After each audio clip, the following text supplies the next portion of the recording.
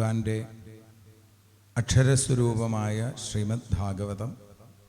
ആ ശ്രീമദ് ഭാഗവതം ഭഗവാനിൽ നിന്നുണ്ടായി. അത് ഭഗവാൻ ബ്രഹ്മാവിന് 4 ശ്ലോകങ്ങളായി പകർന്നു കൊടുത്തു. അഹമേവാസമേവാഗ്രേ എന്നുള്ള രീതിയിൽ അതിനെ ബ്രഹ്മാവ് നാരദ മഹർഷിക്ക് 3 അധ്യായങ്ങളായിട്ട് ഉപദേശിച്ചു. ബ്രഹ്മാവ് നാരദ മഹർഷിക്ക് ഉപദേശിച്ചപ്പോൾ 3 അധ്യായങ്ങളെ കൊണ്ട് ഭഗവാന്റെ അവതാര രംഗങ്ങളൊക്കെ പ്രത്യേകമായിട്ട് വർണ്ണിച്ച് ഒടുവിൽ നാരദനോട് പറഞ്ഞു, ഇതം ഭാഗവതം നാമ എന്മേ ഭഗവതോദിതം സംഗ്രഹോയം വിഭൂതീനാം ത്വമേതദ് വിപുലീകുരു യഥാ ഹരോ ഭഗവതി നൃണാം ഭക്തിർഭവിഷ്യതി സർവാത്മന്യഖിലാധാരേ ഇതി സങ്കല്പ്യ വർണ്ണയ. ഭാഗവതത്തിൻ്റെ ഒരു പ്രമാണം ഈ ബ്രഹ്മാവിൻ്റെ വാക്കുകളാണ്. ഭാഗവതത്തെ സാക്ഷാൽ ഭഗവാനിൽ നിന്ന് കിട്ടിയത് ഞാനിതാ ഉണ്ണി നാരദ നിനക്ക് പറഞ്ഞു തന്നു.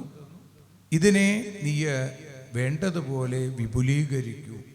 അങ്ങനെ വിപുലീകരിക്കുമ്പോഴും എന്ത് വേണം? നമ്മൾ യഥാ ഹരോ ഭഗവതി നൃണാം ഭക്തിർഭവിഷ്യതി, ജനങ്ങളിൽ ഭക്തി ഉണ്ടാവാൻ പാകത്തിന് ഇതിനെ വർണ്ണിക്കൂ എന്നാണ്. എത്ര വേണമെങ്കിലും വിപുലീകരിക്കാവുന്നതാണ് ഭഗവാന്റെ ലീലകൾ. ഭഗവാന്റെ ലീലകൾ പൂർണ്ണമായി പറയാൻ ആരെക്കൊണ്ടും സാധിക്കില്ല. അപ്പം അതുകൊണ്ട് ഇതൊക്കെയാണ് ഭാഗവതം. ഇതിലെ വലുതാക്കി ലോകത്തിന് മുമ്പിൽ അവതരിപ്പിക്കൂ.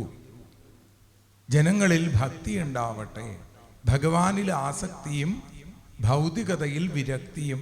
ഇതാണ് ഭാഗവതത്തിൽ നിന്നുണ്ടാവേണ്ടത്. പക്ഷെ പലപ്പോഴും നമുക്ക് എന്താ ഉണ്ടാവുന്നത്? നേരെ വിപരീതമായിട്ടാണ്. ഭൗതികതയിൽ ആസക്തിയും ഭാഗവതത്തിൽ വിരക്തിയും ഉണ്ടാവും.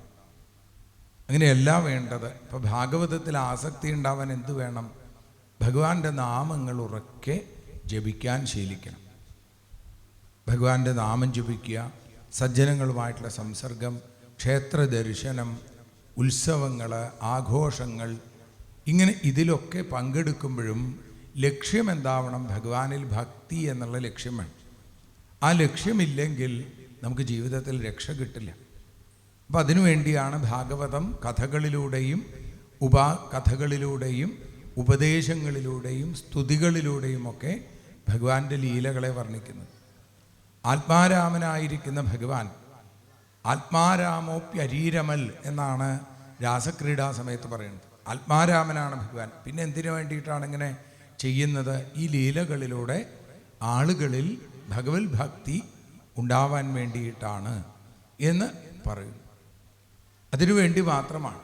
അപ്പോൾ ഭഗവാന്റെ ലീലകൾ കേൾക്കുകയും അതിനെ ആസ്വദിക്കുകയും അതിനെ മനനം ചെയ്യുകയൊക്കെ ചെയ്യുമ്പോൾ നമ്മളിലും ഈ ഭഗവത് കാര്യങ്ങളിൽ ആസക്തി ഉണ്ടാവും. അപ്പം അതുകൊണ്ട് എങ്ങനെ കേൾക്കണം? ഇന്നലെ നമ്മൾ മാഹാത്മ്യത്തിൻ്റെ അകത്ത് പറഞ്ഞു, സാവധാനതയാ ശൃണു, ശ്രദ്ധയോടുകൂടി കേൾക്കൂ, ഭക്തിയോടുകൂടി കേൾക്കൂ. ആ ഭക്തി ഉണ്ടാവാൻ വേണ്ടിയിട്ടാണ്. അപ്പോൾ ഭക്തിയോടുകൂടി എങ്ങനെ കേൾക്കാൻ സാധിക്കുക? ശ്രദ്ധ വന്നാൽ പതിയെ പതിയെ ഭക്തി വന്നോളും എന്നാണ്. അതിനുവേണ്ടി പ്രത്യേകമായിട്ടൊന്നും ചെയ്യേണ്ട കാര്യമില്ല. ഈ ഭഗവത് കാര്യങ്ങളിൽ ശ്രദ്ധ വന്നാൽ ഭക്തി സ്വാഭാവികമായിട്ടുണ്ടാവും. അതിനു വേണ്ടിയിട്ടുള്ളൊരു കർമ്മപദ്ധതിയാണ് നമ്മുടെ പൂർവികന്മാർ നമുക്ക് പറഞ്ഞു തന്നിട്ടുള്ളത്, അല്ലേ? കാലത്ത് എഴുന്നേൽക്കുക, കുളിക്കുക, ക്ഷേത്രദർശനം നടത്തുക, നാമം ജപിക്കുക, ഗുരുനാഥന്മാരെ വന്ദിക്കുക, മാതാപിതാക്കളെ ബഹുമാനിക്കുക. ഇങ്ങനെ ഏറ്റവും നന്മയിൽ അധിഷ്ഠിതമായിരിക്കുന്ന ഒരു പദ്ധതി, കർമ്മപദ്ധതി ലോകത്തിന് നമ്മുടെ പൂർവ്വസൂരികളായിരിക്കുന്ന ഋഷീശ്വരന്മാർ പകർന്നു തന്നിട്ടുണ്ട്. അതിന് വർണ്ണത്തിൻ്റെയോ ആശ്രമത്തിൻ്റെയോ ഒന്നും വ്യത്യാസമില്ല. എല്ലാവരും അനുഷ്ഠിക്കേണ്ടതാണിത്. അപ്പം അങ്ങനെയുള്ള ഈ ശ്രീമദ് ഭാഗവതം, ഇതിനാണ് ഭാഗവത ധർമ്മം എന്ന് പറയുന്നത്. അപ്പം എന്താണ് ഭാഗവത ധർമ്മം എന്നുള്ള ചോദ്യം പലയിടത്ത് നമുക്ക് കാണാം. പ്രത്യേകിച്ചും നിമിനവയോഗി സംവാദത്തിൽ, അവിടെ ആ നിമിനവയോഗി സംവാദത്തെ നാരദൻ വസുദേവർക്ക് പറഞ്ഞു കൊടുക്കുമ്പോൾ പറയുന്നുണ്ട്, കായേന വാചാ മനസേന്ദ്രിയർവ ബുദ്ധ്യാത്മനാവ അനുസൃത സ്വഭാവാൽ കരോമി യദ്യൽ സകലം പരസ്മൈ നാരായണായേതി സമർപ്പയേ തൽ എന്നാണ്. എല്ലാം ഭഗവാനായിട്ട് സമർപ്പിക്കുക. നമുക്ക് കർമ്മം ചെയ്യാതിരിക്കാൻ സാധിക്കില്ല. മനസ്സുകൊണ്ടെങ്കിലും എന്തെങ്കിലുമൊക്കെ ചെയ്തുകൊണ്ടിരിക്കും. എന്താ ചെയ്യണത്? വെറുതെ ഇരിക്കുകയാണ്. പക്ഷെ വെറുതെ ഇരിക്കുമ്പോഴും എന്തെങ്കിലും ചെയ്തുകൊണ്ടിരിക്കും. അപ്പം അതുകൊണ്ട് അങ്ങനെ ചെയ്യുന്നതൊക്കെ ഭഗവാനുള്ള സമർപ്പണമാണ് എന്ന് കരുതിയിട്ട് വേണം നമ്മൾ ചെയ്യാൻ എന്നാണ്. കുറച്ച് ഗഹനമായിട്ടുള്ള ഭാഗങ്ങളാണ് തുടക്കത്തിലൊക്കെ ഉണ്ടാവുക. പിന്നെ അതിലേക്ക് ഇങ്ങനെ കടന്നു വരുമ്പോൾ നല്ല മനോഹരമായിട്ടുള്ള കഥകൾ, പ്രത്യേകിച്ച് നവമസ്കന്ധത്തിലൊക്കെ വളരെ രസകരമായിട്ടുള്ള കഥകളൊക്കെ നമുക്ക് അവിടെ കേൾക്കാൻ സാധിക്കും. സ്ത്രീ പുരുഷനായത്, പുരുഷൻ വീണ്ടും സ്ത്രീയായത്, ഒരു പുരുഷൻ ഗർഭം ധരിച്ചത്, ഒരു സ്ത്രീ പ്രസവിക്കാതെ വന്നപ്പോൾ ഗർഭത്തിൽ കല്ലുകൊണ്ടടിച്ചത്, അപ്പോൾ ആ കുട്ടി പുറത്തു വന്നത്, അതുകൊണ്ട് ആ കുട്ടിക്ക് കല്ലുകൊണ്ടടിച്ചു, അശ്മം കൊണ്ടടിച്ചു എന്നുള്ളത് കൊണ്ട് അശ്മകൻ എന്ന് പേര് വന്നത്. ഇങ്ങനെ പല പല കഥകളും നമുക്ക് കാണാൻ സാധിക്കും. നമുക്കൊക്കെ കഥ കേൾക്കാൻ ഇഷ്ടമാണ്. എന്നാൽ അതിൻ്റെ തത്വങ്ങളിലേക്ക് ഇറങ്ങി ചെല്ലുമ്പോൾ കുറേശ്ശെ നമുക്ക് ഇഷ്ടക്കേടുണ്ടാവും. പക്ഷേ പതിയെ പതിയെ പതിയെ ആ തത്വങ്ങൾ നമ്മളിലേക്ക് കടന്നു വന്നോളും. ഏതുപോലെ കുട്ടികൾക്ക് അച്ഛനമ്മമാർ മരുന്ന് കൊടുക്കുന്നത് പോലെ, കയ്പേറിയ മരുന്നാണെങ്കിൽ എന്തു ചെയ്യും? അതിലേക്ക് കുറച്ച് കൽക്കണ്ടം അല്ലെങ്കിൽ ഒരു ഗുളിക പഴത്തിൻ്റെ ഉള്ളിലൊക്കെ വെച്ച് കൊടുക്കും. ഇതേപോലെ രസകരമായ കഥകൾ പറഞ്ഞ് അതിൻ്റെ തത്വമാകുന്ന ആ മരുന്നിനെ, ഈ സംസാര രോഗങ്ങൾ മാറാനുള്ള മരുന്നിനെ നമുക്ക് പറഞ്ഞു തരികയാണ്, പകർന്നു തരികയാണ് ഋഷീശ്വരന്മാർ. അതിലേറ്റവും ശ്രേഷ്ഠമായിട്ടുള്ളതാണ് ശ്രീമദ് ഭാഗവതം. അങ്ങനെയുള്ള ശ്രീമദ് ഭാഗവതത്തെ നാരദ മഹർഷിക്ക് ബ്രഹ്മാവ് പകർന്നു കൊടുത്തു.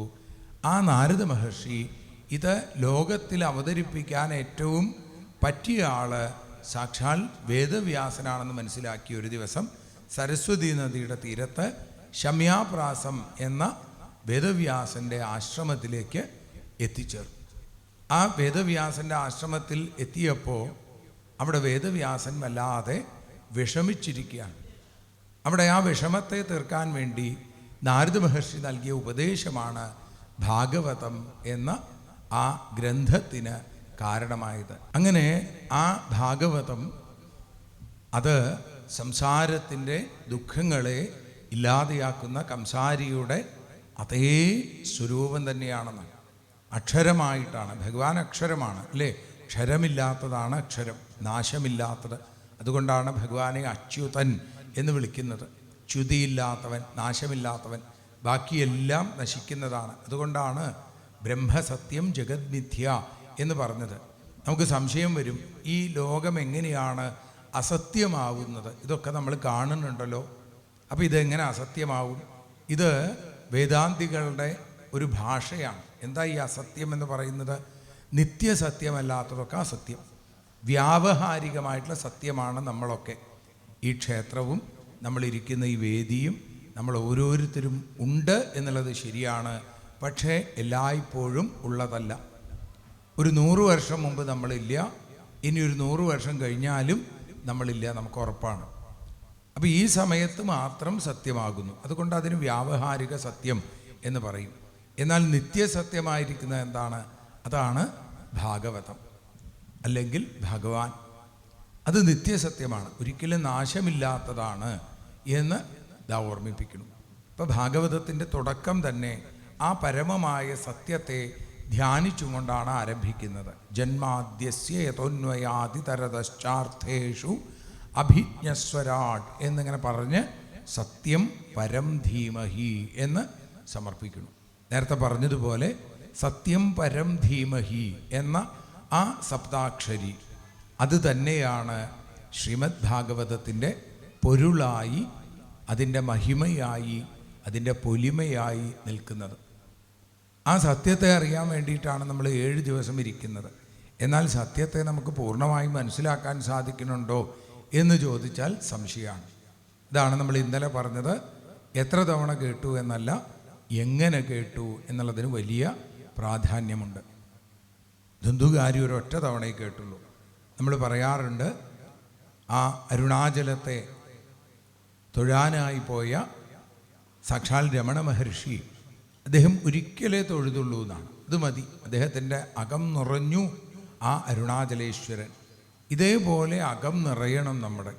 അത് എളുപ്പമൊന്നുമല്ല. നമ്മൾ തൊഴാൻ പോകുമ്പോൾ നമുക്ക് നമ്മുടെ ഉപബോധ മനസ്സിൽ നമുക്കറിയാം നമ്മൾ എന്തിനാ പോണത്?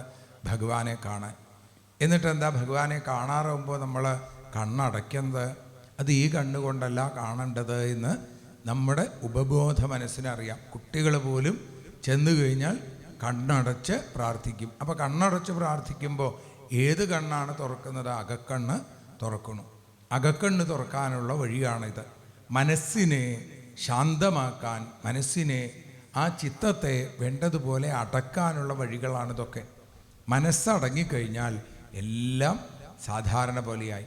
മനസ്സടങ്ങാൻ ആദ്യം അടക്കേണ്ടത് എന്തിനെയാണ്? അത് രസനയാണ് എന്ന് പറയുന്നു. രസനയെ, നാവിനെ ജയിച്ചാൽ ബാക്കി എല്ലാ ഇന്ദ്രിയങ്ങളെയും പെട്ടെന്ന് ജയിക്കാൻ സാധിക്കും. നാവിനെ ജയിക്കാൻ വലിയ ബുദ്ധിമുട്ടാണ് താനും. നാവിനെ ജയിക്കാൻ ഈശ്വരൻ ഒരുപാട് സൗകര്യങ്ങൾ ആ രസന എന്ന ഇന്ദ്രിയത്തിന് നൽകിയിട്ടുണ്ട്. അതുപോലെ കണ്ണിന് ലഭിച്ചിട്ടുണ്ട്. കണ്ണടയ്ക്കാൻ സാധിക്കും. അതെന്തിനു വേണ്ടിയിട്ടാണ്? അത് അകക്കണ്ണ് തുറക്കാൻ വേണ്ടിയിട്ടാണ്. നാവിനെയും അതേ അകത്ത് വളരെ ഭദ്രമാക്കി വെച്ചേക്കാണ്. 32 കാവൽക്കാരുണ്ട്. പിന്നെ അടയ്ക്കാനും തുറക്കാനും പറ്റുന്ന ഒരു വലിയ 2 വാതിലുകളുണ്ട്. സാധാരണ നമ്മുടെയൊക്കെ വാതിൽ ഇങ്ങനെയാണ് വയ്ക്കാറുള്ളെങ്കിൽ ഈ രസനയുടെ വാതിൽ ഇങ്ങനെയാണ് വെച്ചേക്കണം, അത്രയേ ഉള്ളൂ അല്ലേ? അപ്പോൾ ഇത് വളരെ ആവശ്യത്തിന് മാത്രം സംസാരിക്കാൻ വേണ്ടിയിട്ടാണ്. മൗനശീലമുള്ള ആളുകളെയാണ് മുനികൾ എന്ന് പറയുന്നത്. അവരിലാണ് തേജസ് ഉണ്ടാവുക. നമ്മൾ സംസാരത്തിന് വേണ്ടി നമ്മുടെ തേജസ് വെറുതെ കളയണം. അപ്പോൾ രസനയെ ജയിക്കണം. അപ്പോൾ ഇവിടെ ആ പരമമായ സത്യത്തെ അറിയണമെങ്കിൽ കുറേ കാര്യങ്ങൾ പ്രത്യേകമായിട്ട് പറഞ്ഞു. അതിൽ വളരെ പ്രധാനമാണ് നിർമ്മത്സരാണാം സതാം വേദ്യം. മാത്സര്യബുദ്ധി ഇല്ലാത്തവർക്കാണ് ഈ ഭാഗവതം ലഭിക്കുക, അല്ലെങ്കിൽ ഭാഗവതത്തെ മനസ്സിലാക്കാൻ സാധിക്കുക. മത്സരബുദ്ധിയുടെ കാലമാണ് ഇപ്പോൾ അല്ലേ? പക്ഷേ ഭാഗവതം ഒരിക്കലും മത്സരബുദ്ധിയെ അംഗീകരിക്കുന്നില്ല.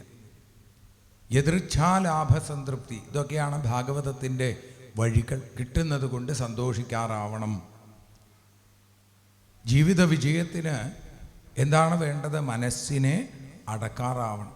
അതുകൊണ്ട് ഇപ്പോൾ പുതിയ കാലത്ത് നല്ലപോലെ പഠിക്കുക എന്നുള്ളതൊരു വിദ്യാർത്ഥിയെ സംബന്ധിച്ച് പരമപ്രധാനമാണ്, ഒരു തർക്കമില്ല. പക്ഷേ അതോടൊപ്പം തന്നെ നല്ല മനുഷ്യനാകാൻ കൂടി ശ്രമിക്കണം. അല്ലാതെ കുറേ വിദ്യാഭ്യാസം ഉണ്ടായതുകൊണ്ടോ അതല്ലെങ്കിൽ കുറേ ധനമുണ്ടായതുകൊണ്ടോ ഒരാൾ മനുഷ്യനാവണില്ല. മനുഷ്യനാവണമെങ്കിൽ മനസ്സ് അതേപോലെ ആർദ്രമാകണം. അങ്ങനെ മനസ്സുള്ള ആളുകളെയാണ് നമ്മളൊക്കെ ഇപ്പോഴും ജീവിതത്തിൽ ഓർമ്മിച്ചുകൊണ്ടിരിക്കുന്നത്. വലിയ ധനികന്മാരെയല്ല. നോക്കൂ, നമ്മുടെ രാഷ്ട്രപിതാവ് എന്ന് പറയുന്നത് അദ്ദേഹത്തെ അർദ്ധനഗ്നനായ ഫക്കീർ എന്നാണ് വിളിച്ചത്. മഹാത്മാഗാന്ധിക്ക് കുറേ ധനം ഉണ്ടായത് കൊണ്ടാണോ അദ്ദേഹത്തെ ആരാധിക്കണത്? അല്ല. അദ്ദേഹം ലോകത്തിന് മുമ്പിൽ അവതരിപ്പിച്ച ചില ചിന്തകൾ, അദ്ദേഹം ആ ചിന്തകൾക്കനുസരിച്ച് പ്രവർത്തിച്ച വഴികൾ, അതൊക്കെയാണ് അദ്ദേഹത്തെ ശ്രേഷ്ഠനാക്കിയത്. എന്നാൽ എല്ലാവർക്കും മഹാത്മാഗാന്ധി ആവാൻ പറ്റുമോ? പറ്റില്ല. അപ്പോൾ മഹാന്മാരുടെ ജീവിതത്തെ മനസ്സിലാക്കി കുറേശ്ശെയെങ്കിലും മാറാൻ സാധിക്കണം. ഇതൊക്കെ പറയുന്ന എനിക്ക് എന്തെങ്കിലും മാറാൻ സാധിച്ചിട്ടുണ്ടോ? വളരെ സംശയമാണ്. പക്ഷെ കുറേ പറയുമ്പോൾ, കുറേ കേൾക്കുമ്പോൾ കുറച്ചൊരു മാറ്റം നമുക്കുണ്ടാവും. ഇപ്പോൾ പറയാറുണ്ട്, അടുത്തു നിൽപ്പോർ അനുജനെ കാണാൻ ഇല്ലാത്തോർക്ക് അരൂപനീശ്വരൻ അദൃശ്യനായാൽ ഇതിലെന്താ ആശ്ചര്യം എന്നിങ്ങനെ കുറേ തവണ പറയുമ്പോൾ നമുക്ക് സഹജീവികളോടൊരു സ്നേഹം ഉണ്ടാവും. അപ്പോൾ നമുക്ക് തൊട്ടപ്പുറത്തെ പറമ്പിൻ്റെ വേലി ഒന്ന് മാറ്റി കുത്താനൊന്നും തോന്നില്ല. അല്ലെങ്കിൽ ഇതൊക്കെ തോന്നും. മാത്സര്യം വരുമ്പോഴാണ് ഇതൊക്കെ തോന്നുക. അപ്പോൾ ഭാഗവതം കേൾക്കുമ്പോൾ മനസ്സ് ഒന്നിങ്ങനെ അടങ്ങും, ശാന്തമാവും. തിരകളില്ലാത്ത കടൽ പോലെ ശാന്തമായി പ്രശാന്തമായിട്ടിരിക്കും. അങ്ങനെയുള്ളൊരവസ്ഥയിൽ വല്ലാത്തൊരു ആനന്ദമാണെന്നാണ്. അപ്പം നമ്മൾ ഈ സംസാരിക്കുന്നതിനിടയിൽ തന്നെ ചില മൗനങ്ങളുണ്ട്. ആ മൗനമാണ് മറ്റ് വാക്കുകളെ ഏറ്റവും പ്രൗഢമാക്കുന്നത്. അതല്ലാതെ ഇങ്ങനെ നിർത്താതെ ഇങ്ങനെ അങ്ങോട്ട് പറഞ്ഞു പോയി കഴിഞ്ഞാൽ ആളുകൾക്കൊന്നും മനസ്സിലാവില്ല, അതിൻ്റെ ഒരു ഭാവം വരില്ല അല്ലേ? പണ്ടൊരു സിനിമയിൽ പറഞ്ഞതുപോലെ നിർത്തി നിർത്തി പാടൂ എന്നാലല്ലേ ഭാവം വരുള്ളൂ. അപ്പോൾ ഈ നിർത്തുന്നതിനിടയിലുള്ള മൗനത്തിന് വലിയ അർത്ഥമുണ്ട്. അങ്ങനെ ഈ മൗനത്തെ ശീലിച്ച് മുനിയായി മാറിക്കഴിഞ്ഞാൽ ഒരാനന്ദം അനുഭവിക്കാൻ സാധിക്കും. അത് കേവലം സന്യാസം സ്വീകരിച്ചു എന്ന് നടിച്ചത് കൊണ്ടായില്ല. പലപ്പോഴും നമ്മൾ അങ്ങനെയാണ്, ഞാൻ ഭക്തനാണ്, അല്ലെങ്കിൽ ഞാൻ സന്യാസിയാണ്, ഞാൻ എല്ലാം ഉപേക്ഷിച്ചവനാണ് എന്നൊക്കെയുള്ള അഹന്തയ്ക്ക് മാത്രമേ അത് കാരണമാവുള്ളൂ.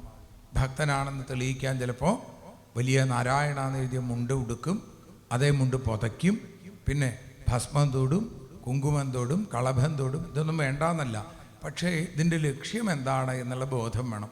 മനസ്സിനെ അടക്കാൻ സാധിക്കുന്നില്ലെങ്കിൽ ഇതൊക്കെ വെറും കെട്ടുകാഴ്ചകൾ മാത്രമാണ് എന്നുള്ളതാണ്. അപ്പം അതുകൊണ്ട് ഇവിടെ ആ പരമമായ സത്യം എന്താണ്? അതാണ് ഭാഗവതം. ഭഗവാനും ഭക്തനും ഭാഗവതവും ഒന്ന് തന്നെ. ഈ ഭാഗവതം എന്താണ്? അത് വളരെ മനോഹരമായ സ്വാദിഷ്ടമായ ഒരു പഴമാണ്. വേദമാകുന്ന കൽപ്പവൃക്ഷത്തിൽ നിന്നും ഉതിർന്നു വീണ അതിൻ്റെ പരിപക്വമായ സാരം, ആ രസം മുഴുവൻ ചേർന്നതാണ് സാരം.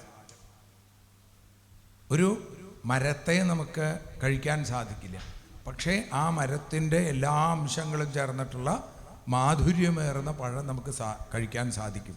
പക്ഷേ ഭാഗവതമാകുന്ന പഴത്തിൻ്റെ പ്രത്യേകത എന്താ? ഇത് കുടിച്ചോളൂ എന്നാണ് പറയുന്നത് ഭാഗവതകാരൻ. പിബത ഭാഗവതം രസം ആലയം മുഹുരഹോ രസിക ഭുവി ഭാവുക നിഗമകൽപ്പതരോർഗളിതം ഫലം. അങ്ങനെ വീണതാണ്, പരിപക്വമായതാണ്. ഇപ്പം കഴിഞ്ഞ ദിവസം പറഞ്ഞു, ഇവിടെ പ്രഭാഷണത്തിനിടയിൽ ഇന്നലെ പറയുകയുണ്ടായി, അത് പക്വമായി പരിപക്വമായിട്ട് വീഴുമ്പോഴേ അതിൽ എല്ലാ സാരവും അതിലുണ്ടാവുള്ളൂ. മൂക്കണം, അല്ലാതെ മൂപ്പിച്ചു കഴിഞ്ഞാൽ ശരിയാവില്ല എന്നാണ്. അപ്പം ഇതേപോലെ ഈ ഭാഗവതമാകുന്ന പഴം നിങ്ങൾ ആവോളം പാനം ചെയ്യുവിൻ, കുടിക്കുവിൻ. ആരോടാ പറയണത്? രസിക ഭുവി ഭാവുകാഹ, രസികന്മാരെ, ഭാഗ്യവാന്മാരെ നിങ്ങൾ ആവോളം ആസ്വദിക്കുവിൻ, ആവോളം പാനം ചെയ്യുവിൻ. അപ്പം ഈ പഴം എന്താണെന്ന് നമുക്ക് മനസ്സിലാവും. ഈ പഴം പഴങ്ങളിൽ പ്രഥമനാണെന്ന് മനസ്സിലാവും. ധാരാളം പഴങ്ങളുണ്ട് അല്ലേ? പക്ഷേ അതിൽ ഏറ്റവും ശ്രേഷ്ഠമായ പഴങ്ങളിൽ പ്രഥമനായത് പഴപ്രഥമൻ. പഴപ്രഥമനായിക്കഴിഞ്ഞാൽ നമുക്ക് പാനം ചെയ്യാൻ സാധിക്കും, അത് കുടിക്കാൻ സാധിക്കും. ഇത് അങ്ങനെയുള്ള പഴമാണ്. ഇതിൽ നിന്ന് കളയാനായിട്ടൊന്നുമില്ല. ഇത് പരിപൂർണമാണ്. ചിലതെന്നൊക്കെ പലതും നമുക്ക് കളയേണ്ടി വരും. ഭാഗവതത്തിൽ നിന്നും ഒന്നും കളയാനില്ല. എന്നാൽ നമ്മൾ ചിലതൊക്കെ കൂട്ടിച്ചേർക്കുമ്പോൾ അതൊക്കെ കളഞ്ഞാൽ കൊള്ളാം എന്നും നമുക്ക് തോന്നും. യഥാ ഹരൗ ഭഗവതി നൃണാം ഭക്തിർ ഭവിഷ്യതി. ഭക്തിക്ക് വേണ്ടിയേ കൂട്ടിച്ചേർക്കലുകൾ പാടുള്ളൂ. അപ്പോൾ അത് ചേർന്ന് നിൽക്കും, അല്ലെങ്കിൽ അത് മുഴച്ചു നിൽക്കും. അപ്പോൾ ഈ ഒരു ശില്പിയുടെ അടുത്ത് ഒരാൾ ചോദിച്ചു, എങ്ങനെയാണ് ഈ ശില്പം കൊത്തിയുണ്ടാക്കുന്നത്? മനോഹരമായ ശ്രീകൃഷ്ണ വിഗ്രഹം ഇതെങ്ങനെ കൊത്തിയുണ്ടാക്കണു എന്ന് ചോദിച്ചപ്പോൾ ആ ശില്പി പറഞ്ഞു, ഇത് ഞാൻ കൊത്തിയുണ്ടാക്കുന്നതല്ല, ഞാൻ ഈ ശ്രീകൃഷ്ണനല്ലാത്തതിനെ മുഴുവൻ ഇതെന്ന് തള്ളിക്കളയാണ്. ആലോചിച്ച് നോക്കൂ, ഈ ശില്പത്തിൽ ശ്രീകൃഷ്ണനുണ്ട്, ആ ശ്രീകൃഷ്ണനല്ലാത്തതിനെ മുഴുവൻ കളയണു, അപ്പോൾ ശ്രീകൃഷ്ണൻ മാത്രം അവശേഷിക്കും. ഇതേപോലെ നമ്മുടെ ജീവിതം ഒരു ശില്പം പോലെയാണ്. ആ ശില്പത്തിൽ ആവശ്യമില്ലാത്തതിനെ ഏറ്റവും പരിണതപ്രജ്ഞനായ വിദഗ്ധനായ ഒരു ശില്പി എങ്ങനെയാണോ അതിൽ ശില്പമല്ലാത്തതിനെ മുഴുവൻ തള്ളിക്കളയുന്നത്, അതേപോലെ നമുക്ക് തള്ളിക്കളയാൻ സാധിക്കണം. ഭഗവത്പരമായതിനെ മാത്രം ഹൃദയത്തിൽ ചേർക്കുക. അങ്ങനെയെങ്കിൽ നമ്മുടെ ഈ ജീവിതത്തിൽ, ഈ ജീവിതമാകുന്ന ശിലയിൽ നിന്ന് ശിവരൂപങ്ങൾ താനെ ഉണ്ടായിക്കൊള്ളും. അതിനു വേണ്ടിയിട്ടുള്ള ശ്രമമാണ് ഭാഗവതത്തിലൂടെയൊക്കെ. അപ്പോൾ ഇവിടെ സൂതപൗരാണികൻ നൈമിഷാരണ്യത്തിൽ എത്തിച്ചേരുമ്പോഴാണ് ശൗനകാദി ഋഷീശ്വരന്മാർ ചോദിക്കുന്നത്, അല്ലയോ സൂത, സാക്ഷാൽ ആ ഭഗവാന്റെ കഥകൾ കേൾക്കാനായിട്ട് വലിയ താല്പര്യമുണ്ട് ഞങ്ങൾക്ക്, അത് പറഞ്ഞു തരൂ. അങ്ങ് പരീക്ഷത്തിൻ്റെ സമകാലീനാണ്, ശ്രീശുബ്രഹ്മർഷിയിൽ നിന്നും ഭാഗവതം കേൾക്കാൻ ഭാഗ്യം സിദ്ധിച്ച ആളാണ്. അതുകൊണ്ട് ആ ഭാഗവത കഥകളെ പറഞ്ഞു തരൂ. ത്വയാഖലു പുരാണാനി സേതിഹാസാനി ചാനഘ, ഹേ അനഘ, പാപമില്ലാത്ത സൂത എന്നാണ്. ആരാണ് ചോദിച്ചത്? കഥാമൃത രസാസ്വാദ കുശല ശൗനകോ ബ്രവിൻ. കഥാമൃത രസാസ്വാദ കുശലൻ. നോക്കൂ, സൂതനെ പറയുന്നതിനേക്കാൾ വലിയ ഉയരത്തിലാണ് ശൗനകനെ പറഞ്ഞത്. കാരണം എന്താ? ഏറ്റവും ഭംഗിയായി കേൾക്കുന്ന ഒരു ശ്രോതാവിൻ്റെ മുമ്പിലെ ഒരു വക്താവിന് കഥ പറയാനായിട്ട് സാധിക്കുള്ളൂ. ശ്രോതാവിൽ നിന്നുണ്ടാകുന്ന സംശയങ്ങളാണ്, ചോദ്യങ്ങളാണ് വക്താവിൻ്റെ മറുപടിയായി അത് ഏറ്റവും ഭംഗിയായി പ്രശോഭിക്കുക. അപ്പോൾ ഇവിടെ പറയുകയാണ്, ആ ഭഗവാന്റെ കഥകൾ പറഞ്ഞു തരൂ. അങ്ങക്ക് അതൊക്കെ അറിയാം. കാരണം ഏറ്റവും ശ്രേഷ്ഠരായ ശിഷ്യന്മാർക്ക് ഗുരുനാഥന്മാർ വളരെ ശ്രേഷ്ഠമായിട്ടുള്ള ഉപദേശങ്ങൾ കൊടുക്കും. അതുകൊണ്ട് ഈ കലിയുഗം ആരംഭിച്ച കാലഘട്ടത്തിൽ ഈ കലിമാലിന്യങ്ങളിൽ നിന്ന് രക്ഷ നേടാൻ എന്താണ് വഴി എന്ന് പറഞ്ഞു തരൂ. അവിടെ ആ ശ്രോതാവ് ചോദിക്കുന്ന എന്താ? വയം തുന വിതൃപ്യാമ ഉത്തമ ശ്ലോക വിക്രമേ യൽ ശൃണ്വതാം രസജ്ഞാനാം സ്വാദു സ്വാദു പദേ പദേ. ഞങ്ങൾക്ക് തൃപ്തി വരുന്നില്ല. ആദി തൃപ്യതിമേ ചിത്തം സുചിരം താപതാപിതം എന്ന് മറ്റൊരിടത്ത് വിദ്രഭാഷയൻ പറയുന്നുണ്ട്. അതേപോലെ തൃപ്തി വരുന്നില്ല. ആ ഭഗവാന്റെ കഥകൾ കൃതവാൻ കില വീര്യാണി സഹ രാമേണ കേശവ, രാമനോടുകൂടി കേശവനാടിയ വിവിധങ്ങളായ ഗൂഢ കപടമാനുഷ വേഷത്തിലാടിയ കഥകൾ ഒക്കെ പറഞ്ഞു തരണേ. ഈ ഭഗവാൻ സ്വധാമത്തിലേക്ക് പോയതോടുകൂടിയാണല്ലോ ദ്വാപരയുഗം അവസാനിച്ചതും കലിയുഗം ആരംഭിച്ചതും. അങ്ങനെയെങ്കിൽ ഭഗവാൻ സ്വധാമത്തിലേക്ക് പോയപ്പോൾ ധർമ്മം എന്തിനെ ആശ്രയിച്ചു നിന്നു? ധർമ്മം ഇപ്പോൾ എന്തിനെ ആശ്രയിച്ചു നിൽക്കുന്നു? ധർമ്മം വേണം ലോകത്തിൽ, അല്ലെങ്കിൽ എന്തുണ്ടാവും? അരാജകത്വം ഉണ്ടാവും. അധർമ്മം കൊടികുത്തി വാഴും. അങ്ങനെ ആ അധർമ്മം അതിഭയങ്കരമായി വരുന്ന സമയത്ത് മറ്റൊരു ഭാഗ്യം കൂടിയുണ്ട് നമുക്ക്. കാരണം ഭഗവാൻ തന്നെ പറഞ്ഞിട്ടുണ്ട്, യഥാ യഥാ ഹി ധർമ്മസ്യ ഗ്ലാനിർഭവതി, എപ്പോഴാണോ ധർമ്മത്തിന് ഗ്ലാനി ഉണ്ടാവുന്നത് ആ സമയത്ത് ഞാൻ അവതരിക്കുമെന്ന്. അപ്പം ഇവിടെ നമ്മൾ വിചാരിക്കണു കലിയുഗം വലിയ ദോഷം നിറഞ്ഞതാണ്, ഒക്കെ ശരിയാണ്. പക്ഷേ കലിയുഗത്തിൻ്റെ ദോഷങ്ങളൊക്കെ തുടങ്ങിയിട്ടേ ഉള്ളൂ. ആരംഭദശയിൽ, ശൈശവത്തിൽ, ബാല്യത്തിൽ എന്നൊക്കെ പറയുന്ന പോലെ ഇനിയും ഒരുപാട് കാലങ്ങൾ കഴിയേണ്ടതുണ്ട്.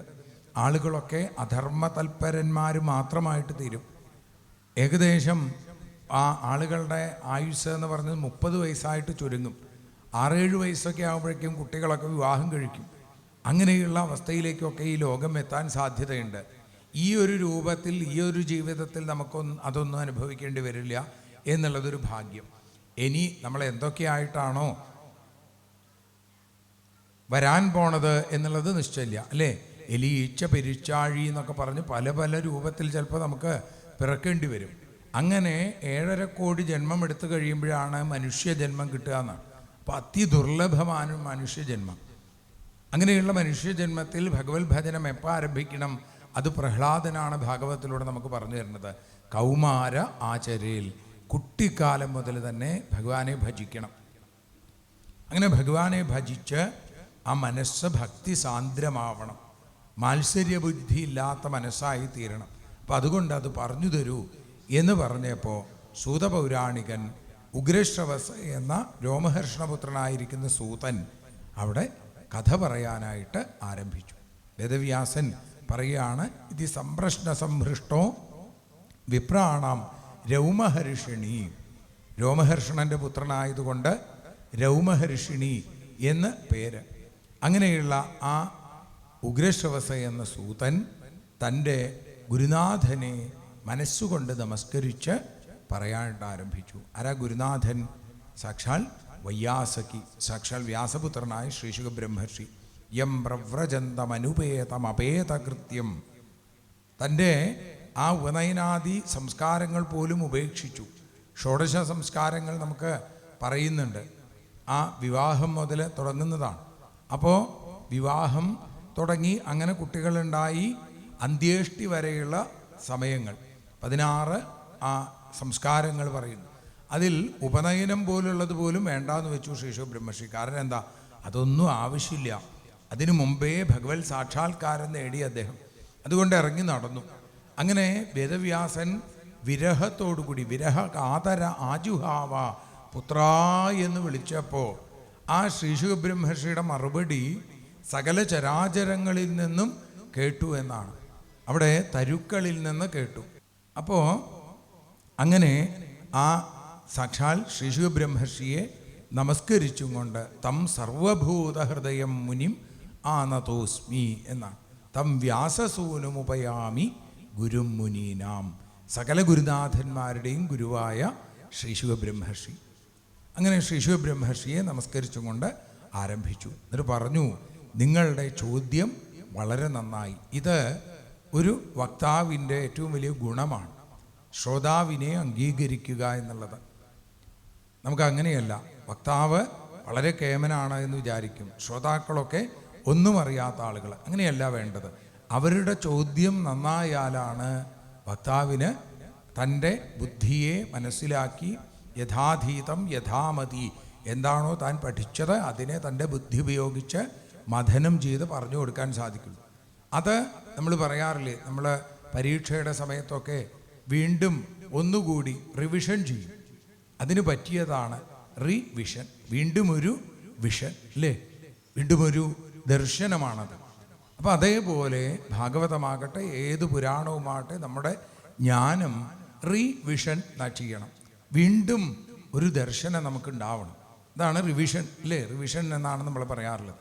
അപ്പം അങ്ങനെ പഠിക്കാൻ കൂടി യോജിക്കുന്നതാണ് ഇത്തരത്തിലുള്ള പ്രഭാഷണങ്ങൾ. അപ്പം ഇങ്ങനെ ആ ഗുരുനാഥൻ്റെ പാദങ്ങളിൽ വീണ് നമസ്കരിച്ചിട്ട് പിന്നെ ശ്രോതാക്കളായിരിക്കുന്ന ശൗനകാദികളോട് പറഞ്ഞു, നിങ്ങളുടെ ചോദ്യം വളരെ നന്നായി. കാരണം എന്താ? ഭഗവാനിൽ ഭക്തി സംവർദ്ധകമാണ് നിങ്ങളുടെ ചോദ്യങ്ങൾ.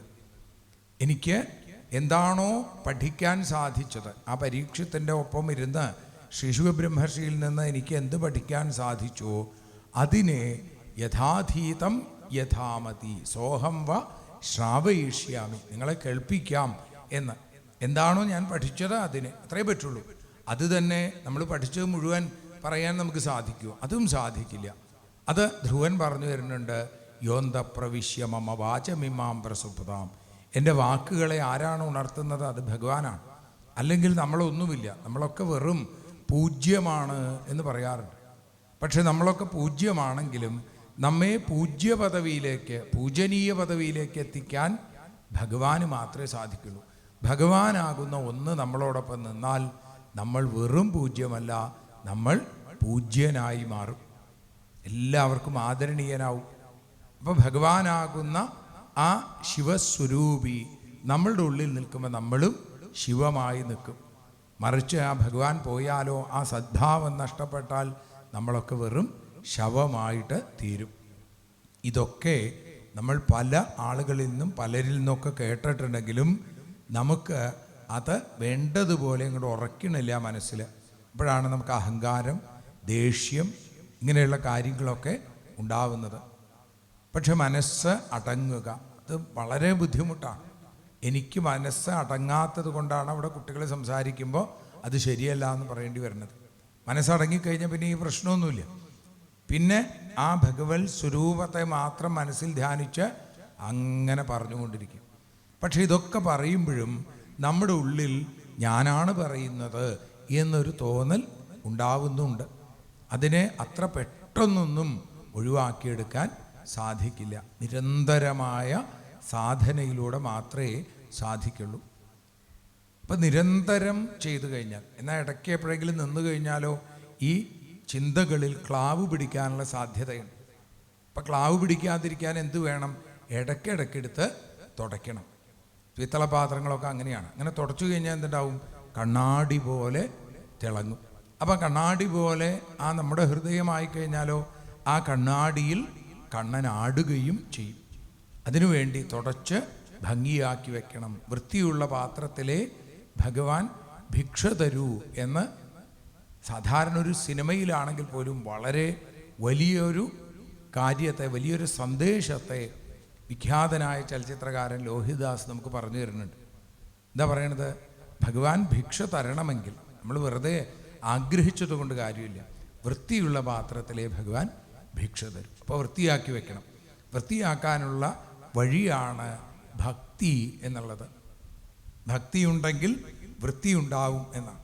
അപ്പോൾ ഈ ഭക്തിയാകുന്ന ധാര, ഈ പിത്തളപാത്രങ്ങളൊക്കെ വൃത്തിയാക്കുന്നതിൻ്റെ പേര് തന്നെ അവരത് അറിഞ്ഞിട്ടാണോ എന്നറിയില്ല, അതിന് പേര് ധാര എന്നാണ്. അപ്പോൾ ഈ ധാര കൊണ്ട് തുടച്ചാൽ ഭക്തിയാകുന്ന ധാര കൊണ്ടാണ് നമ്മുടെ ഹൃദയമാകുന്ന പാത്രം തുടച്ചു വെക്കേണ്ടത്. അത് തുടച്ചു വെച്ചാൽ തീർച്ചയായും ഭഗവാന്റെ അനുഗ്രഹമുണ്ടാവും. ഈ ലോകം മുഴുവൻ ഭഗവത് പരങ്ങളാണ്. വാസുദേവ പരാവേദ. വേദങ്ങൾ, യജ്ഞങ്ങൾ, യോഗം, ക്രിയ, ജ്ഞാനം, തപസ്, ധർമ്മം, ഗതി, ഇതൊക്കെ വാസുദേവ പരങ്ങളാണ്. വാസുദേവനല്ലാതെ ലോകത്തിലൊന്നുമില്ല എന്ന് മനസ്സിലാക്കൂ. ആ വാസുദേവൻ പല പല അവതാരങ്ങളെടുത്തു. ദേവതിര്യങ് നരാദിഷു, ദേവനായി, നരനായി, തിര്യക് ജാതിയായൊക്കെ ഭഗവാൻ അവതാരങ്ങളെടുത്തു. ആ അവതാരങ്ങളെക്കുറിച്ച് പറഞ്ഞിട്ട് നമ്മൾ സാധാരണ ഇപ്പോൾ ഇവിടെ ചന്ദനച്ചാർത്ത് നടക്കുകയാണ്. ദശാവതാരം ചന്ദനച്ചാർത്ത്. മത്സ്യം, കൂർമ്മം, വരാഹം, നരഹരി, വാമനം, പരശുരാമൻ, ശ്രീരാമൻ, ബലരാമൻ, ശ്രീകൃഷ്ണൻ. ഇത്തരം പിന്നെ കൽക്കി, ഇനി വരാൻ പോകുന്ന അവതാരത്തെ, അങ്ങനെ 10 അവതാരങ്ങളെക്കുറിച്ച് പറയാറുണ്ട്. ഇവിടെ പറഞ്ഞു അങ്ങനെയല്ല. ഇവിടെ സനൽകുമാരാദികളെ ഭഗവാന്റെ അവതാരമാണ്, വരാഹമൂർത്തി ഭഗവാന്റെ അവതാരമാണ്, അതേപോലെ കപിലൻ ഭഗവാന്റെ അവതാരമാണ്, ദത്താത്രേയൻ ഭഗവാന്റെ അവതാരമാണ്, നരനാരായണ ഋഷീശ്വരന്മാർ ഭഗവാന്റെ അവതാരമാണ്. ഇങ്ങനെ ആ അവതാരങ്ങളെക്കുറിച്ച് 24 അവതാരങ്ങളെക്കുറിച്ച് പറഞ്ഞിട്ട് പറഞ്ഞു അവതാര ഹ്യസംഖ്യേയ. ഭഗവാന്റെ അവതാരങ്ങൾ എത്രയാണ്? ആർക്കും അറിയില്ല. കാരണം ഒരർത്ഥത്തിൽ എല്ലാം ഭഗവാന്റെ അവതാരങ്ങളാണ്. നമ്മളിലൊക്കെ ആ ഭഗവാന്റെ അംശമുണ്ട്. പക്ഷേ നമുക്കത് അറിയാൻ സാധിക്കണില്ല എന്നുള്ളതേ ഉള്ളൂ. മായയാകുന്ന ആ തിമിരം കൊണ്ട് ആ അകക്കണ്ണ് കാണാനായിട്ട് സാധിക്കണില്ല. അപ്പോൾ ഭഗവാനെ അറിയാൻ സാധിക്കണില്ല. സത്യത്തിൽ എല്ലാത്തിലും ഭഗവത് ചൈതന്യമാണ്, എല്ലാം ഭഗവാനാണ് എന്നൊക്കെ തോന്നിയാലും ചിലതിനോട് അത് ശരിയല്ല എന്നും മറ്റ് ചിലത് ശരിയാണ് എന്നൊക്കെ നമുക്ക് തോന്നും. നമ്മൾ ഗുരുവായൂരൊക്കെ പോകുമ്പോൾ, പ്രത്യേകിച്ച് തിരക്കുള്ള സ്ഥലങ്ങളിലൊക്കെ ചെല്ലുമ്പോൾ, അവിടെയുള്ള കാവക്കാർ നമ്മളോട് എന്ത് പറയും? തൊഴുതുമാറൂ, തൊഴുതുമാറൂ എന്ന് പറയും. ഇവിടെ ഔഷധ സേവയുടെ ആ ദിവസങ്ങളിലൊക്കെ പ്രത്യേകിച്ചും തിരക്ക് കൂടുമ്പോൾ പറയും ഇല്ലേ, തൊഴുതുമാറൂ, തൊഴുതുമാറൂ. അപ്പോൾ ഒരിക്കൽ നമുക്കെല്ലാവർക്കും സാധാരണ രീതിയിൽ അതൊരു വല്ലാത്ത വിഷമുണ്ടാക്കുന്നതാണ്. കാരണം ഇത്രയും ദൂരം വന്നു, എന്നിട്ട് കുറച്ചു നേരം പോലും തൊഴാൻ പറ്റിയില്ല, അപ്പോഴേക്കും പിടിച്ചു മാറ്റി എന്നൊക്കെ നമുക്ക് തോന്നാറുണ്ട്. അല്ലെങ്കിൽ ഇങ്ങനെ പറയണത് ശരിയല്ല, അത് വേണ്ട, കുറച്ചു നേരം തൊഴുതോട്ടെ, കാര്യം ശരിയാണ്, എല്ലാവർക്കും തൊഴണ്ടേ എന്നുള്ളൊരു തോന്നൽ വന്നു കഴിഞ്ഞാൽ തൊഴുത് വേഗം മാറാൻ തോന്നും. പക്ഷേ ഒരാൾ ആലോചിച്ചു, ഒരു കവയത്രി അതിനെക്കുറിച്ച് രസകരമായ ഒരു കവിത എഴുതി, നേരത്തെ പറഞ്ഞ പോലെ വലിയൊരു സന്ദേശം നമുക്ക് തരുന്നതാണ് അവരുടെ വാക്കുകൾ. അവരിങ്ങനെ ആലോചിച്ചു, എന്താവും ഇപ്പോൾ ഈ പറഞ്ഞത്, തൊഴുതുമാറൂ, തൊഴുതുമാറൂ എന്ന് പറഞ്ഞത് എന്താവും എന്ന് ആലോചിച്ചപ്പോൾ ആദ്യം അവർക്കൊന്നും പിടികിട്ടിയില്ല. പിന്നെ അവർ ആലോചിച്ചപ്പോൾ അവർക്ക് തോന്നി, ഇതും ഈശ്വരൻ പറയുന്നത് തന്നെയാണെങ്കിൽ ഇതിലെന്തെങ്കിലുമൊക്കെ അടങ്ങിയിട്ടുണ്ടാവും. അങ്ങനെ അവർ ആലോചിച്ചപ്പോൾ അവർ വലിയൊരു സത്യം കണ്ടെത്തി. ഭഗവാൻ ആ കാവൽക്കാരിലൂടെ, തൻ്റെ മുമ്പിൽ നിൽക്കുന്ന ജയവിജയന്മാരെ പോലെയുള്ള 2 കാവൽക്കാരിലൂടെ ഭഗവാൻ പറയണു, അല്ലയോ എൻ്റെ പ്രിയപ്പെട്ട ഭക്തരെ, നിങ്ങൾ തൊഴുതു മാറണം. എന്ന് വെച്ചാൽ തൊഴുത് മാറണം, തൊഴുതിട്ട് മനസ്സിനൊരു മാറ്റം വരണം എന്ന് പറഞ്ഞു തരികയാണ്. നമ്മൾ എത്ര കാലമായി തൊഴുന്നു, മനസ്സിനൊരു മാറ്റവും വന്നിട്ടില്ല. തൊഴാൻ നിൽക്കുമ്പോൾ അടുത്ത് നിൽക്കുന്ന ആളുടെ കയ്യോ കാലോ ഒന്ന് തട്ടിയാൽ നമുക്ക് ദേഷ്യം വരും. അതെന്തുകൊണ്ടാണ്? മനസ്സിന് ഉറപ്പില്ലാത്തത് കൊണ്ട്. മനസ്സുറച്ചു കഴിഞ്ഞാൽ അങ്ങനെ ദേഷ്യം വരില്ല. കാരണം എന്താ? നമ്മുടെ കയ്യ് നമ്മുടെ കണ്ണിലോ എവിടെയെങ്കിലും തട്ടിക്കഴിഞ്ഞാൽ നമുക്ക് വേദന ഉണ്ടായാലും ദേഷ്യം വരുന്നില്ല. കാരണം എന്താ? അത് ഞാനാണ് എന്നുള്ള തോന്നലാണ്. ഇതേപോലെ തന്നെ മറ്റുള്ളവരെയും കാണാറാവലാണ് ഭാഗവതത്തിലൂടെ സ്വാംശീകരിക്കേണ്ടത്. എത്ര കണ്ടാവുന്നുണ്ട് എന്നുള്ളത് വലിയ സംശയമാണ്. എങ്കിലും ഒരു 10,000 പേര് വന്നതിൽ ഒരാൾക്കെങ്കിലും ചെറിയ മാറ്റമുണ്ടായാൽ ഭാഗവതം വിജയിച്ചു. അല്ലാതെ എല്ലാവർക്കും മാറ്റം വരില്ല. കാരണം തമോ ഗുണവും രജോ ഗുണമൊക്കെ വർദ്ധിച്ചു നിൽക്കുകയാണ്. കഴിക്കുന്ന ഭക്ഷണത്തിലൂടെ, താമസിക്കുന്ന സ്ഥലത്തിലൂടെ, ചിന്തകളിലൂടെയൊക്കെ നമ്മളിൽ തമോ ഗുണം അധികരിച്ചു നിന്നാൽ സത്വഗുണത്തിനും അപ്പുറത്തുള്ള ആ നിർഗുണമായ ഭക്തിഭാവത്തിലേക്കൊക്കെ എത്താൻ കുറേ സമയമെടുക്കും. പക്ഷേ ആത്മാർത്ഥമായി ആഗ്രഹിച്ചാൽ നാമസങ്കീർത്തനത്തിലൂടെ, കലിയുഗത്തിൻ്റെ ഏറ്റവും വലിയ പ്രത്യേകതയും അത് തന്നെയാണ്. മറ്റ് യുഗങ്ങളിൽ നമ്മൾ ചെയ്യുന്നതിൻ്റെ എത്രയോ കുറച്ച് സമയം എത്രയോ കുറച്ച് ആ പ്രയത്നം അനായാസമായിട്ട് നമുക്ക് കലിയുഗത്തിൽ നാമസങ്കീർത്തനം കൊണ്ട് ഭഗവാനിലേക്ക് എത്തിച്ചേരാൻ സാധിക്കും എന്ന് പറഞ്ഞു. അപ്പം ഇവിടെ സൂതപൗരാണികൻ്റെ അടുത്ത് ചോദിക്കുകയാണ്, അങ്ങ് ഭാഗവതം ഞങ്ങൾക്ക് പറഞ്ഞു തരികയാണെങ്കിൽ ഈ ഭാഗവതം വേദവ്യാസൻ ഏത് കാലത്താണ് എഴുതിയത്? അതൊന്ന് അറിഞ്ഞാൽ കൊള്ളാം. പിന്നെ എന്തുകൊണ്ടാണ് ശ്രീശുക ബ്രഹ്മർഷി ഇത് പഠിച്ചത്? എന്തുകൊണ്ടാണ് പരീക്ഷിച്ചത് സ്വീകരിച്ചത്? അപ്പം ഇതൊക്കെ അറിഞ്ഞാൽ കൊള്ളാം എന്ന് പറഞ്ഞപ്പോൾ അവിടെ പറയാൻ തുടങ്ങി, ദ്വാപരേ സമനുപ്രാപ്തേ തൃതീയേ യുഗപര്യയേ, മൂന്നാമത്തെ യുഗം. അതിൽ പറയാറുണ്ട് സാധാരണ ഈ വേദവ്യാസൻ തന്നെ നിരവധി വേദവ്യാസന്മാരുണ്ടെന്ന്. അതിന് ഒരു കാരണം എന്താ? വ്യാസനിൽ ഞാൻ കൃഷ്ണദ്വൈപായനാണ് എന്ന് ഭഗവാൻ വിഭൂതി യോഗത്തിൽ പറയുന്നുണ്ട്. അപ്പോൾ കൃഷ്ണദ്വൈപായനാണ് ഞാൻ എന്ന് ഭഗവാൻ പ്രത്യേകമായിട്ട് പറയുന്നുണ്ടെങ്കിൽ വ്യാസന്മാരിൽ എന്ന് പറയുമ്പോൾ വേറെയും വ്യാസൻ ഉണ്ടാവാം. എന്തുമാവട്ടെ, നമ്മൾ അത് പഠിച്ച് വലിയൊരു ഡോക്ടറേറ്റ് എടുക്കലല്ല നമ്മളുടെ ലക്ഷ്യം, മറിച്ച് ആ ഭാഗവതത്തിൻ്റെ തത്വത്തെ മനസ്സിലാക്കലാണ്. ഒരു വൃക്ഷത്തിൽ എത്ര ശിഖരങ്ങളുണ്ട്, എത്ര ഇലയുണ്ട്, എത്ര വെട്ടിക്കഴിഞ്ഞാൽ എത്ര കുബിക്കടി മരം കിട്ടുന്നൊന്നുമല്ല നമ്മൾ പഠിക്കേണ്ടത്, മറിച്ച് ആ വൃക്ഷത്തിലുള്ള മധുരതരമായ ഫലം ആസ്വദിക്കാൻ ശീലിക്കുക. അതാണ് വേണ്ടതെന്ന്.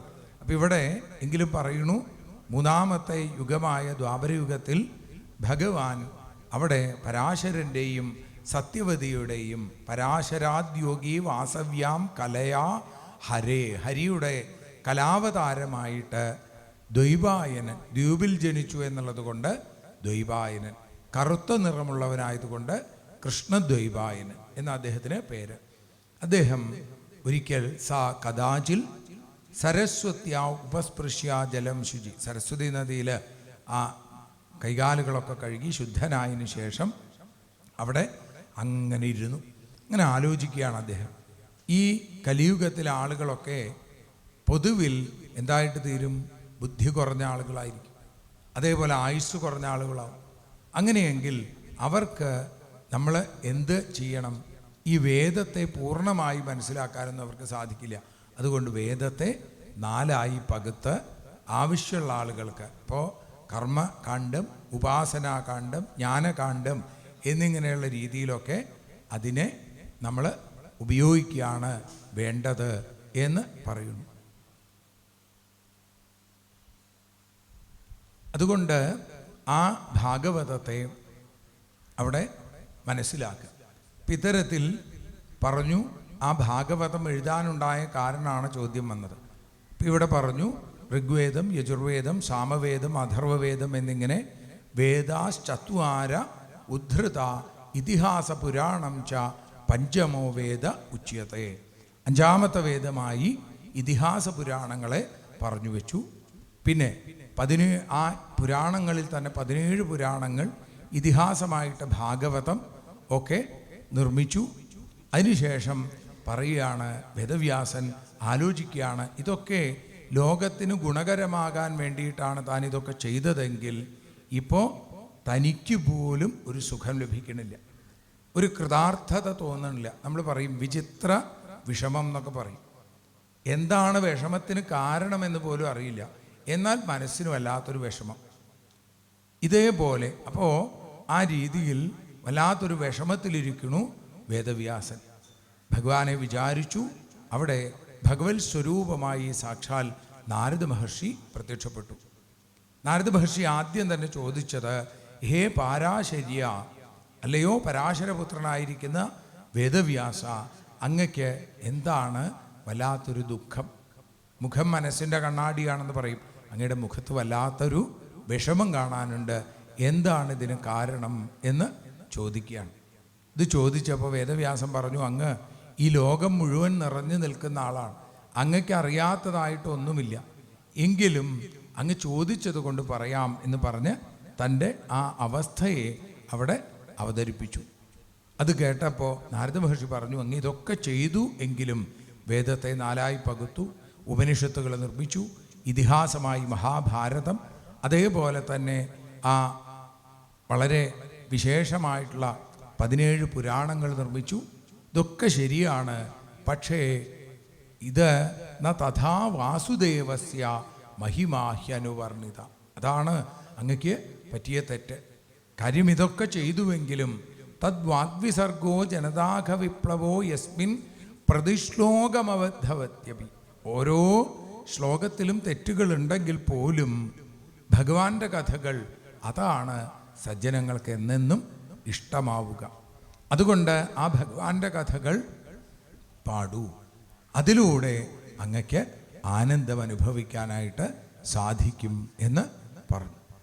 ഇത് പറഞ്ഞപ്പോൾ വേദവ്യാസൻ നാരദ മഹർഷിയുടെ മുഖത്തേക്ക് ഇങ്ങനെ നോക്കിയപ്പോൾ നാരദ മഹർഷി പറഞ്ഞു, എനിക്ക് ഈ നിലയിലേക്ക് എത്താൻ സാധിച്ചത് പണ്ട് ഞാനൊരു ഗന്ധർവനായിരുന്നു.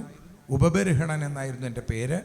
ദേവന്മാരുടെ സത്രത്തിലേക്ക് എന്നെ ക്ഷണിച്ചപ്പോൾ ഞാൻ അതിൽ താല്പര്യമില്ലാതെ എൻ്റെ സൗന്ദര്യത്തിലും സംഗീതത്തിലും അഹങ്കരിച്ച് സ്ത്രീകളുടെ കൂടെ പാട്ടുപാടി നടന്ന എനിക്ക് അവസാനം ഒരു ദാസിയുടെ പുത്രനായിട്ട് പിറക്കേണ്ടി വന്നു.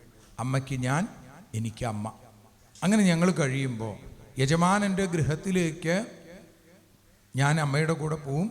അവിടെ വെച്ച് ആ യജമാനൻ എന്നെ ഒരു വലിയൊരു ഭാഗ്യം യജമാനിൽ നിന്ന് എനിക്ക് ലഭിച്ചു.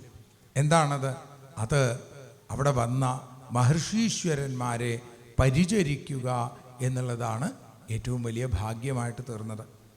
അവിടെ ചാതുർമാസ്യ വ്രതത്തിന് വന്ന ആ മഹർഷീശ്വരന്മാർക്ക് വേണ്ട പരിചരണം ചെയ്യാൻ എനിക്ക് സാധിച്ചതോടുകൂടി അവർ ചൊല്ലുന്ന കീർത്തനങ്ങൾ അറിയാതെ സജ്ജന സംസർഗത്തിൻ്റെ മഹത്വം കാണിക്കുകയാണ്. സജ്ജനങ്ങളുമായിട്ട് ചേർന്നാൽ നമ്മൾ പറയുന്നത് പോലെ ചന്ദനം ചാരിയാൽ ചന്ദനം മണക്കും എന്നുള്ളതുപോലെ അവർ ചൊല്ലുന്ന നാമങ്ങളും അവരുടെ കീർത്തനങ്ങളും എൻ്റെ മനസ്സിനെ വല്ലാതെ ആകർഷിച്ചു. ഞാനും അവരുടെ കൂടെ പാടാൻ തുടങ്ങി. അങ്ങനെ അവർ തിരിച്ചു പോകുമ്പോഴേക്കും എന്നിൽ ഭക്തിയുടെ അനുരണനങ്ങൾ ഉണ്ടാവാൻ തുടങ്ങി. ഞാനും ഉറക്കെ നാമം ജപിക്കാൻ തുടങ്ങി. അവർ എന്നെ അവരുടെ ആ കൈകൾ എൻ്റെ ശിരസിൽ വെച്ച് അനുഗ്രഹിച്ചു.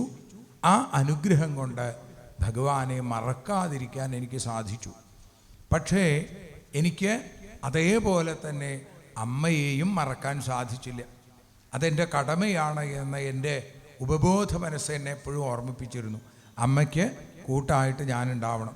അതുകൊണ്ട് അമ്മയെ ഉപേക്ഷിച്ചു പോകാൻ എനിക്ക് കഴിഞ്ഞില്ല.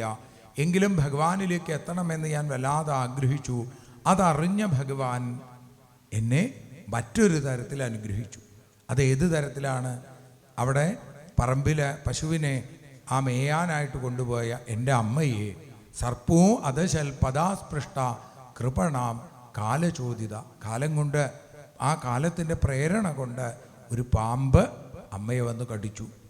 അത് അനുഗ്രഹം മന്യമാന. ഞാനത് വലിയൊരു അനുഗ്രഹമായിട്ടാണ് കരുതിയത്. അത് കേവലം ഇന്നത്തെ കാലത്ത് അച്ഛനെയും അമ്മയും ഒന്ന് നോക്കാൻ താല്പര്യമില്ലാത്ത ആളുകൾ പറയുന്ന പോലെയല്ല. നാരദൻ നാരായണ ഭക്തനാണ്. ആ നരന്മാരിൽ ഏറ്റവും ഉത്തമനായിട്ടുള്ള ആളാണ്. അങ്ങനെയുള്ള നാരദൻ പറയുകയാണ്, ഇതെൻ്റെ വലിയൊരു അനുഗ്രഹമായി ഞാൻ കരുതി. ഇപ്പോൾ അമ്മയും എന്നിൽ നിന്ന് ഭഗവാന്റെ ലോകത്തിലേക്ക് എത്തിയിരിക്കണു എന്ന് വിചാരിച്ച് ഞാൻ വടക്കു ഭാഗത്തേക്ക് അങ്ങനെ നടന്നു. അങ്ങനെ നടന്നപ്പോൾ എനിക്ക് ഭഗവത് സ്മൃതിയുണ്ടായി. ബദരിയാശ്രമത്തിൽ വെച്ച് എനിക്ക് ഭഗവാന്റെ അനുഗ്രഹം ഉണ്ടായി, ഭഗവാന്റെ ദർശനം ഉണ്ടായി. പക്ഷേ ഭഗവാനെ വീണ്ടും വീണ്ടും കാണണം എന്ന് ഞാൻ മോഹിച്ചപ്പോൾ ഭഗവാൻ എന്നിൽ വാക്കുകളായി പെയ്തിറങ്ങി, ഉണ്ണി, ഈ ജന്മത്തിൽ നിനക്കിനി എന്നെ കാണാൻ സാധിക്കില്ല. നിരന്തരമായ സബര്യയിലൂടെ നീ ഈ ദേഹം ഉപേക്ഷിക്കും. അത് കഴിഞ്ഞാൽ നിനക്ക് എന്നിലേക്ക് എത്താൻ സാധിക്കും. ബ്രഹ്മപുത്രനായി എൻ്റെ ആ കീർത്തനങ്ങൾ പാടുന്ന, എൻ്റെ മാഹാത്മ്യങ്ങൾ പാടുന്ന വീണാധാരിയായി നീ മാറുമെന്ന് ഭഗവാൻ അനുഗ്രഹിച്ചു. അങ്ങനെ ഗായകൻ്റെ ലീലകൾ പാടുന്ന വീണാപാണിനിയായി ഞാനിതാ ലോകം മുഴുവൻ ചുറ്റി സഞ്ചരിച്ചുകൊണ്ടിരിക്കും. അങ്ങനെ ആ പെട്ടെന്ന് നാരദ മഹർഷി ഈ തരത്തിൽ ഉപദേശമൊക്കെ കൊടുത്ത് അവിടുന്ന് യാത്രയായി. വേദവ്യാസനോ നാരദ മഹർഷിയുടെ ഉപദേശത്തെ സ്വീകരിച്ചു. ബ്രഹ്മനദ്യാം സരസ്വത്യാം ആശ്രമ പശ്ചിമേ തടയെ. ആ ബ്രഹ്മനദിയായ സരസ്വതിയുടെ പടിഞ്ഞാറേ തടത്തിൽ ശമ്യാപ്രാസം എന്ന തൻ്റെ ആശ്രമത്തിൽ ഇരുന്നും കൊണ്ട് അദ്ദേഹം ഭഗവാനെ മനസ്സിൽ ധ്യാനിച്ചു. ഭഗവാന്റെ അനുഗ്രഹം പൂക്കളായി, അക്ഷരപ്പൂക്കളായി അദ്ദേഹത്തിൻ്റെ ആ ഹൃദയത്തിൽ വന്നു വീണു. അദ്ദേഹം അതൊക്കെ വാരിയെടുത്തു. ഭക്തിസൂത്രം കൊണ്ട്, ഭക്തിയാകുന്ന നൂലുകൊണ്ട് ഈ അക്ഷരപ്പൂക്കളെ ഭംഗിയായി കോർത്തു കെട്ടി. അതിന് ആ പ്രധാനമായി അതിൻ്റെ ഒരു നമ്മൾ പറയില്ലേ ലോക്കറ്റ് എന്നൊക്കെയുള്ള രീതിയിൽ വേണ്ടതുപോലെ ഭംഗിയായൊരു അക്ഷരമാല്യം, അതിന് ഭാഗവതം എന്ന് പേരിട്ടു. ശ്രീമദ് ഭാഗവതം, ശ്രീമത്തായിട്ടുള്ള ഭാഗവതം, ഏറ്റവും ശ്രേഷ്ഠമായിട്ടുള്ള ഭാഗവതം. ആ ശ്രീമദ് ഭാഗവതത്തെ മഹാപുരാണം എന്ന് ലോകം വിളിക്കുന്നു. കാരണം സർഗം, വിസർഗം, സ്ഥാനം, പോഷണം, മൂതി, മന്വന്തരം, ഈശാനുകഥ, നിരോധം, മുക്തി, ആശ്രയം എന്നിങ്ങനെയുള്ള 10 ലക്ഷണങ്ങളോടുകൂടിയ പുരാണം. ഈ പുരാണമാകുന്ന പുരാണ മാല്യത്തെ ഭഗവാന്റെ പുരാണ പുരുഷനായ പുരുഷോത്തമൻ്റെ കണ്ഠത്തിൽ അണിയിക്കാൻ ഏറ്റവും യോഗ്യൻ തൻ്റെ പുത്രനാണ് എന്ന് വേദവ്യാസൻ തിരിച്ചറിഞ്ഞു. അതുകൊണ്ട് ആ സുഗന്ധപൂരിതമായിരിക്കുന്ന ലോകത്തിന് ഭക്തി നൽകുന്ന ആ മാലയെ തൻ്റെ പുത്രൻ്റെ കയ്യിൽ ഏൽപ്പിച്ചു. ശുഖമധ്യാപയാമാസ, നിവൃത്തിനിരതനാണ് എങ്കിലും ആ ശ്രീശുഖ ബ്രഹ്മർഷിക്ക് ഇതിൽ വലിയ താല്പര്യം ഉണ്ടായി. കാരണം താൻ തപസ് ചെയ്യുമ്പോൾ നിർവികൽപ്പ സമാധിയിൽ താൻ അനുഭവിക്കുന്ന ആനന്ദമാണ് ഇവിടെ തനിക്ക് ഇതിൽ നിന്ന് ലഭിക്കുന്നത്.